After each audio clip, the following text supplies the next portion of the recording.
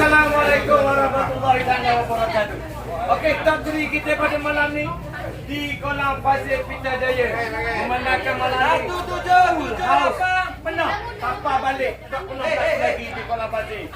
Juara kita pada malam ni sudah ada, tempat kedua sudah ada, tempat ketiga pun sudah ada. 25-2-0. Saya nak tanya yang tempat yang 25-2-0. Abang, mana benda bang? Kimi. Kimi di mana Kimi? 1-3-3-3.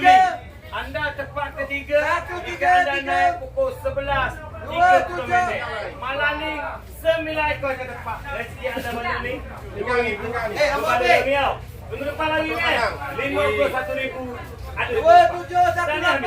Saya nak tanya yang nombor 2 sebelah Pak Bazir kita. Yeng. Yeng ke nama? Saya nak tanya dulu Yeng. Tanya Yeng dapat nombor 2 walaupun awak penanda. Walaupun ketua semangat tu adanya. Okey, jika anda hanya dulu seminit saja yang juara. Tapi dah rezeki anda 3,000 Yeng. Berbaloi dah Yeng. 2-0-3-0. Orang suruh tanya nak TikTok ni. Nama benda apa panggil kata? Yeng 1-9-9-0. Pinjaman ni mana? 1-9-9-0. Ajak pengguna air dah. Dah apa dah Yeng? Boleh 3,000 1-3-8-3. Tahniah Yeng. Anda boleh 3,000 malam ni. 2-4-0-2. Okey, ini juara kita pada malam ni.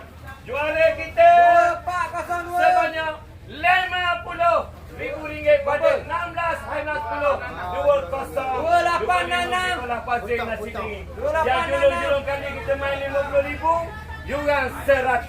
1-5-1-8. Nama boleh ni? Baik, bang. Zani. Nama kampung ke nama sekolah?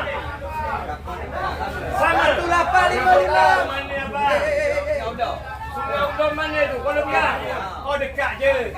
Tanya dulu sebelum ramai-ramai. Nak ajak kena air dah ni. Apa boleh? Dia tanya dulu. Jadi 16 hari bulan. Ingat tu kan? 16 Rasul anda juara di Kolam Pasir Nasi Dingin sebanyak 1-3-0-5. Ngai mana ni di kolam mana tu? 1-3-0-5. Kolam 1. Orang sambung sangat kolam 1 tau. Orang dah tahu orang. Kolam 1. 1-6-7-9. Okey, isi ayam minyak. 1-9-3-7.